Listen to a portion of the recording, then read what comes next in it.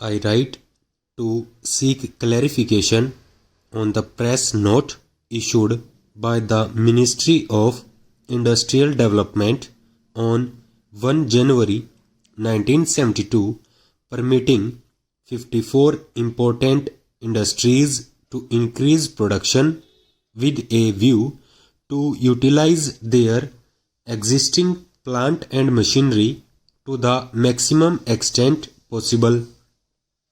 While this press note is certainly welcome and will prove to be valuable for increasing industrial production, I think it raises certain doubts regarding industries which are not covered by the list. The point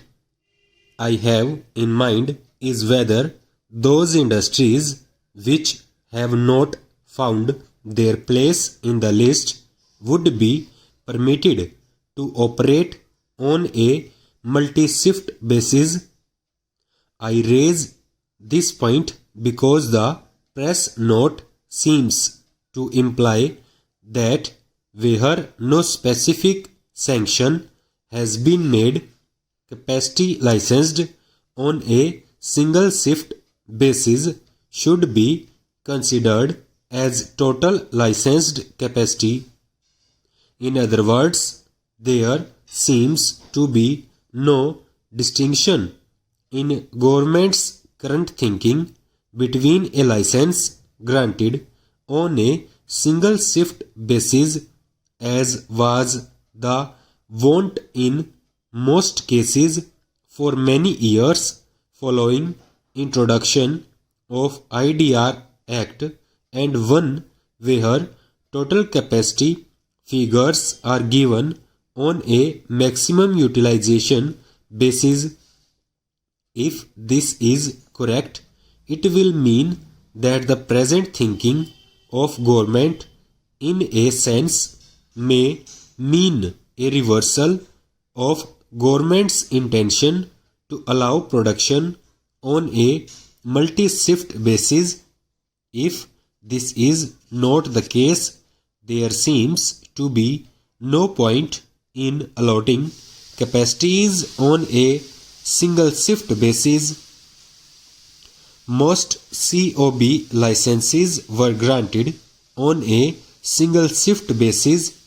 and the practice of issuing licenses on a maximum utilization basis was of much later origin.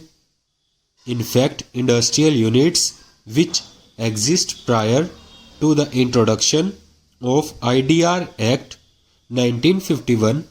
got themselves registered and were licensed for certain quantities on a single shift basis, which was not the same thing as their existing capacity. According to some of our members, although they were not formally informed in writing that multi-shift working would be allowed without further reference to government, mainly because the question did not arise at that stage in discussion with the senior official of the Ministry of Industrial Development and DGTD, they have over the years informed that this would be the position. In a particular case, I have seen the correspondence exchanged with government, and the member has been advised by the government as early as 1960. I am, however, to add that licensee under Industries Development and Regulation Act is not required to work your existing industrial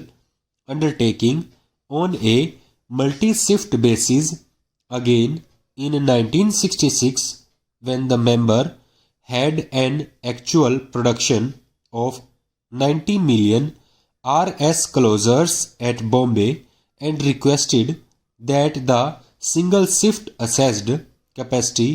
of 12 million per annum be increased to regularize the large production